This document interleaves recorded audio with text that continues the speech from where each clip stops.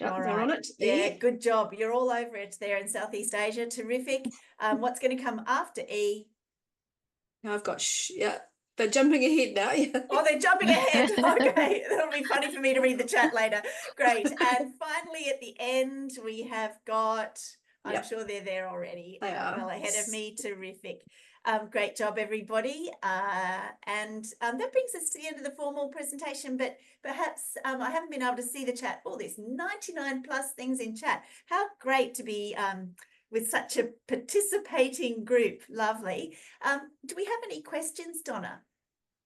Oh, look, we've had quite a bit of fun in the chat, actually, Rebecca. Well, hopefully I can access it later. I do like fun, as you know, Donna. I hope I didn't forget any of my jobs that I was supposed to be doing. No, going well. I might unshare. Shall I unshare the PowerPoint, do you think? Yeah, probably. Yep. Okay, there we go. Alrighty. So the first, people jumped in a bit on your problem with hearing the sh sound, Rebecca. Oh, they could some of them not hear it? I hope so. That sounds bad, doesn't it? So this was actually, this was really interesting, actually. And from Mandy Fua, who works at Singapore General, she has found that through working in telepractice, that you have to be careful with how you set up your audio settings. So something to think about, not just for Rebecca and her problem, but if we're using telepractice, we need the people who are listening to set their settings correctly. So she said, under the background noise removal piece, don't set it to auto. Okay, so that was her advice on that one. That's not to say, of course, that you don't have a hearing loss, Rebecca, but that's just... Thank you for that, Donna. I was hoping for a bit more reassurance, but no, I've known you for long enough that I should expect a bit of stirring. Yeah. Yeah, so that was really interesting to hear about that. Actually, really when it happened, it reminded me, we ran a webinar for children and music. We had an online music webinar for children, and two of our pediatric hear peers joined in as role models, and they were beating out a rhythm to a song. And the child in New Zealand, Olivia, she was beating out the drum. We could not hear the drum. We could see her beating it, couldn't hear it. And there is another feature within Zoom, which is cap off loud sounds. So that was another feature that you need to look at when you're setting up your settings. Yeah, interesting. Alrighty, so yes, we've got a couple of questions here. I'm going to start with this one. So this is probably for you, I think, Diana, but you might want to jump into Rebecca. This person asked, will the mapping be affected if the patient has different models of Medell on the two ears? So both devices are Medell, but they're different models. What do we need to be thinking about for that with mapping? So for mapping, from my understanding, that shouldn't affect the mapping. It's more so of, I guess, like history in general or the anatomy per ear. So in the sense of mapping, it's completely exactly the same, regardless of different generations of implant. It's more of what is actually happening to that sound to reach the brain.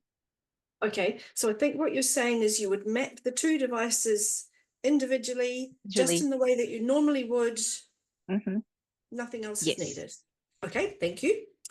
This is a question for Diana. This is a new question that's just popped up. May I know whether there is a reason for mapping changes in groups of 4 electrodes in response to misidentification responses to Ling sounds? So why is it that you were often talking about 4 electrodes? Oh, generally in those examples, we were just, so if you open Maestro and you look at the frequency distribution, normally it has a center frequency per channel. So with the different examples that we showed earlier, we're looking at the electrodes that were chosen are typically the ones with the center frequency in those formats where the Ling sounds are. So again, it doesn't have to be necessarily a bunch of 4 electrodes at a time. You still need to look at the center frequencies when you're making your adjustments. Okay, got it. Thank you. Alrighty, so this is probably for both of you, but first to you, perhaps, Rebecca. So this person works with adults, and there's been, so this adult, as is the case for some adults, has not developed developed accurate speech production. So, you know, we get some adults who've had long-standing hearing loss and their speech production is a bit wobbly, and that's the case for this person. So there are some difficulties around the person saying the sounds correctly. So that's the first. Let's talk about that first. What might the person do about that?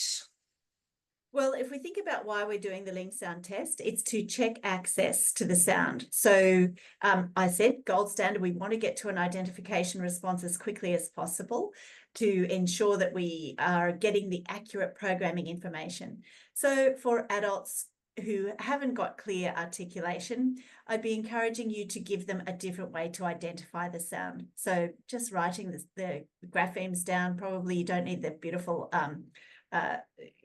pediatric cards. In Australia, we've got a set of adult cards that simply have got the Ling sounds, and we've also got them on one page that audiologists love. They can just point to the sound. And over time, we hope that there would be some use of the auditory feedback loop for adults, and you might see some spontaneous improvement in speech production, and that you can get a better and clearer imitation response. Okay, super. The same person asked, would it be okay to do some teaching of the adult? Do you mean speech production teaching? Is that what I don't think so. I think they mean more like teaching them to point, to point to each sound, and for the adult to say them aloud, and for the therapist to say them aloud lots of times, so that they get lots of times to hear it and learn about it before you do the test. Is that an okay thing to do? Oh, it's recommended. In fact, I think that's really great for somebody who hasn't had access to all of the acoustic information in these sounds. It'll be new information. We need to teach it before we test it. So we've got a very nice resource here, just the 6 sounds on one page. We might go through them. Listen while I say ah, e, oo, sh, s, if they've got some speech production, you might get them to say them themselves, and then maybe listen a few more times and then try and test it. Okay, super. And there was a question around if we have an adult who can't read, so then we could just use the pediatric pictures, really, I think. Yeah, for sure. But if that feels a little bit too juvenile, then perhaps you can just actually teach them to read those 6 graphemes. For sure. I'm sure any adult would really value that. Yeah, that's a good point. Take the opportunity to teach it to them. Yeah, for sure. All right, I've got some more questions, but I've just got one very quick last one for you. You mentioned tonal languages. Now, just briefly, but tonal languages is a big thing for us in Southeast Asia. Oh yeah, of course it is. Yeah, so can you just say again quickly what your thing about tonal languages? So tones in tonal languages are perceived in the apex of the cochlea. This is actually a subject I'm really interested in, even though I don't speak a tonal language. Tonal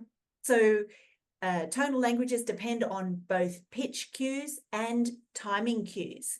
So we're really pleased with MED-EL that we can provide the optimal access to both of these cues in the apex of the cochlea. What is a little bit frustrating is that we haven't got the evidence-based research with a comparison with MED-EL and other manufacturers, but we do have this really plausible mechanism with our long electrode array that goes all the way to the apex of the cochlea, combined with that fine structure hearing that Diana explained provides the temporal cues, timing cues for low frequency sounds. So we're very confident with this design features that it would provide an advantage for tonal languages. I said I don't speak a tonal language and I'm not very good at perceiving tones, but I do a lot of work in Japan, which is not a tonal language, but there are tones in some dialects in Japan. And we do have anecdotal evidence from clinicians in Japan who can see that MED-EL children are much better at imitating these tones that are associated with different dialects in different parts of Japan. Oh, interesting. All righty, I'm going to have to stop the questions there in the interest of time. So thank you so much, you guys. You've been great. As I say, I hope I did the jobs I was supposed to on the chat. I was so busy listening to you and I was forgetting about things. So thanks so much for your excellent presentations and sharing your expertise with us today. We really appreciate you put lots of time and effort into that presentation, I could see, and it made it really valuable for us. Okay, so I know that people are hanging out for their QR codes. So just a quick reminder before we show you that, you know, here in Singapore and across the region, we have Hear Life are our clinics, which are the official partner of Medell in the region. And we do offer comprehensive hearing solutions. We're very happy to talk to you about any issues that you've got with patients. It might be hearing aids or might be cochlear implants. Just be in touch, because we can try and answer those, or we can get some more information from Rebecca or Diana if that's what you would like. Now, I've shared some things in the chat.